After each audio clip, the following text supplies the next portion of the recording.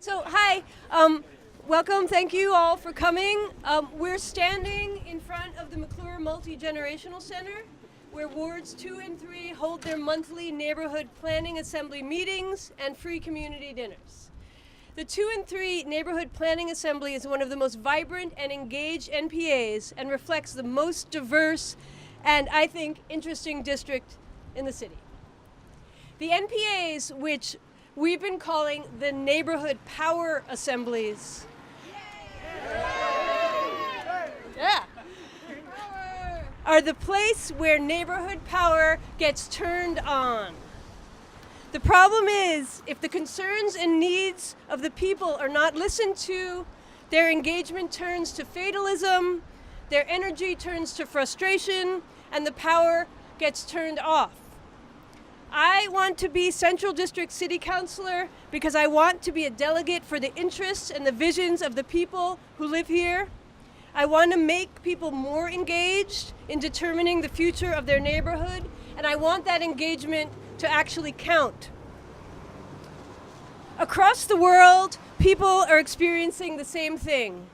Governments strapped for cash collude with corporate interests, sell off public assets, sacrifice livability, open space, environmental health, civil rights, and democratic processes, all in exchange for private profit. Usually, they promise some public benefit, like affordable housing, which turns out not to be really affordable, or a slice of park that used to be a large public commons. The result? Money funneled to expensive consultants, spent on public-private partnerships that exclude people from formerly public spaces and formerly public processes where they could have protected their neighborhoods. People lose their democratic right to shape their neighborhoods and their community. Cities like New York, Seattle, San Francisco, where only the very rich can afford to live, housing becomes less, not more affordable.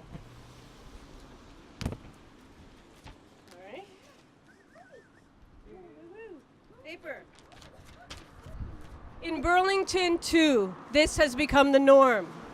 Some leaders mean well, and some good things get done, but years of compromises and collusion have dulled the integrity of many, and the people have been sold out all too often by party politics, by nonprofits protecting their grant monies, by narrow-minded and short-sighted business interests. It is a fatalistic mindset, willing to sacrifice the democratic process, the environment, beauty, quality of life, and community to gain the smallest possible crumbs. And it is not working. Ward 2 and 3 are the most diverse wards in the city, and arguably the wards with the most creative, visionary residents, the most activists, the most artists, the most new Americans, and the most poor and working people. But what is the city's vision for the future of the Central District? How does it plan to make life for us better? Look around. 3 new apartment buildings in 1 year. The beverage center possibly to be replaced by an architecture office for a developer. A new co-op coming, which, while welcome, threatens to compete with local ethnic stores. A radioactive cell phone tower, which citizens are powerless to control, across from a children's space. A new expensive bistro. Rising taxes force property owners to evict their long-term tenants, to renovate and raise the rent. There goes the neighborhood. The food shelf is still here, but how strange will it look if the city continues along its path? It is well and good to talk of inclusivity, sanctuary cities, and diversity, but to do that while at the same time encouraging policies that price out people who live here is dishonest. The city, in cahoots with business interests, can raise $62,000 in a few weeks to sell the mall zoning to voters. There is plenty of money to hire expensive outside consultants to hoodwink citizens with fake public input processes or to advise the city about things that the citizens know better about. And it seems easy enough to get a few $100 million for public-private marinas or to pave and privatize parts of City Hall Park. But there is no money to support the family room, no money for job training, for schools, for neighborhood safety initiatives, or repairing streets. There's not even money to send out somebody to lobby to get more people to come to the MBA.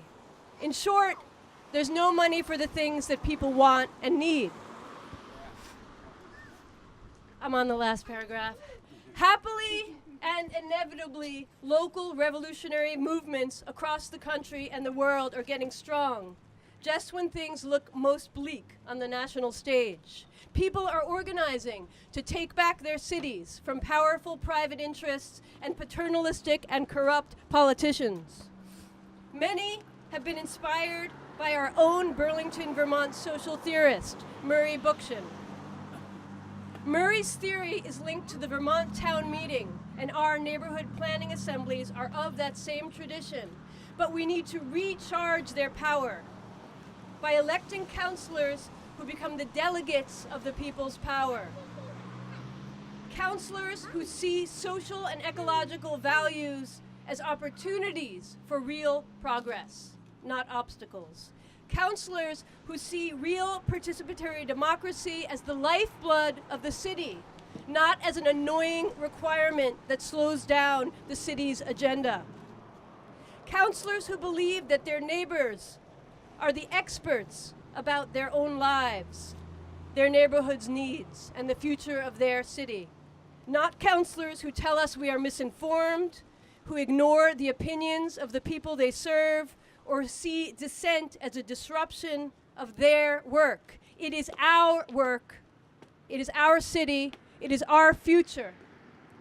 I ask for your help in this campaign and your vote on March 7th, and I pledge to keep the Neighborhood Power Assembly turned on. Thank you.